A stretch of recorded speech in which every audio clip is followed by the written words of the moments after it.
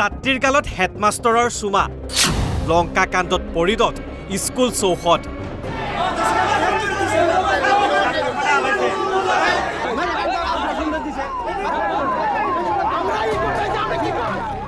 আৰক্ষীৰে খণ্ড যুদ্ধ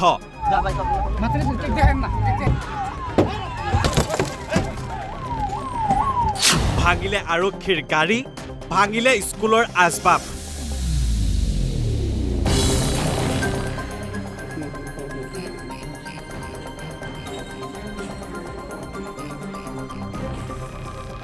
এই ঘটনা সংঘটিত হৈছে গোৱালপাৰাৰ ৰাখালাডুবি হাইস্কুলত বিদ্যালয়খনৰ প্ৰধান শিক্ষকে এগৰাকী সপ্তম শ্ৰেণীৰ ছাত্ৰীক এটা চুমা খোৱাৰ অভিযোগত হাজাৰ হাজাৰ ৰাইজে বিদ্যালয়খনৰ চৌহদত উপস্থিত হৈ হুলস্থুলীয়া পৰিস্থিতিৰ সৃষ্টি কৰে শিক্ষক শিক্ষাৰ্থীৰ পবিত্ৰ সম্পৰ্কত কালিমাখনা প্ৰধান শিক্ষক আনোৱাৰ হুছেইনক উত্তম মাধ্যম সোধাই উত্তেজিত ৰাইজে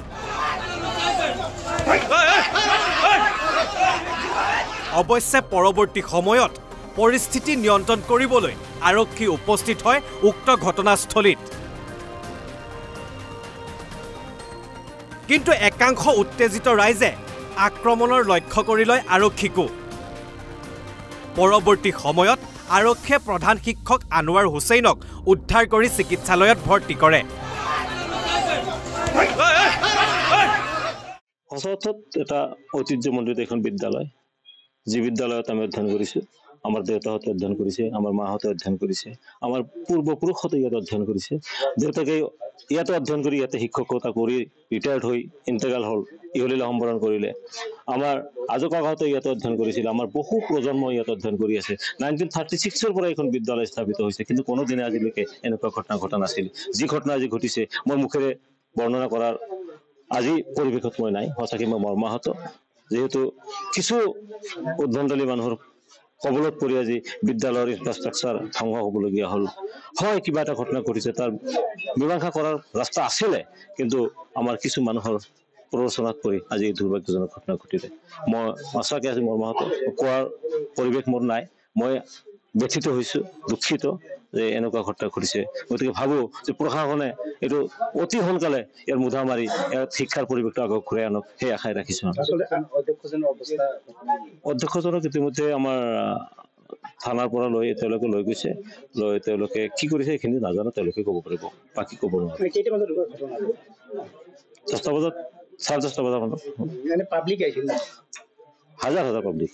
বহুত মানুহ মাৰপিট কৰিলে আমাৰ মাৰপিট নিশ্চয় কৰিছে দেখিলো তেনেকুৱা দেখিছো আজবাব ভাঙাটোৱে মোৰ বেছি হেৰি লাগিছে যে আজবাব কিয় ভাঙিলে এটা ইয়াত আমাৰ প্ৰজন্মৰ ইতিহাস দলিল ইয়াত বহুত ৰৈ আছে আমাৰ চাৰ্টিফিকেটবোৰ ইয়াত বহুত ৰৈ আছে বহুত প্ৰমাণ পত্ৰ ৰৈ আছে যিবোৰৰ ওপৰত আক্ৰমণ চলোৱা হৈছে সেইটোৱে মই দুখ পাইছোঁ হাজাৰ হাজাৰ মানুহে কিয় আচলতে মাৰপিট কৰা বুলি ভাবে আপুনি কিবা গম পাই নেকি যিখিনি গম পাওঁ এতিয়া আৰু প্ৰকাশ কৰাৰ হেৰিত নাই মই খুব ব্যথিত মই কৈছোঁ আচলতে আপোনালোকে ইতিমধ্যে ভাইৰেল হৈছে বস্তুটো ফেচবুকতো গৈছে ছ'চিয়েল মিডিয়াত যথেষ্টখিনি ভাইৰেল হৈছে আপোনালোকে তাৰ পৰা পালে এই ঘটনাৰ পাছতে সমগ্ৰ অঞ্চলটোত চেপা উত্তেজনাই বিৰাজ কৰিছে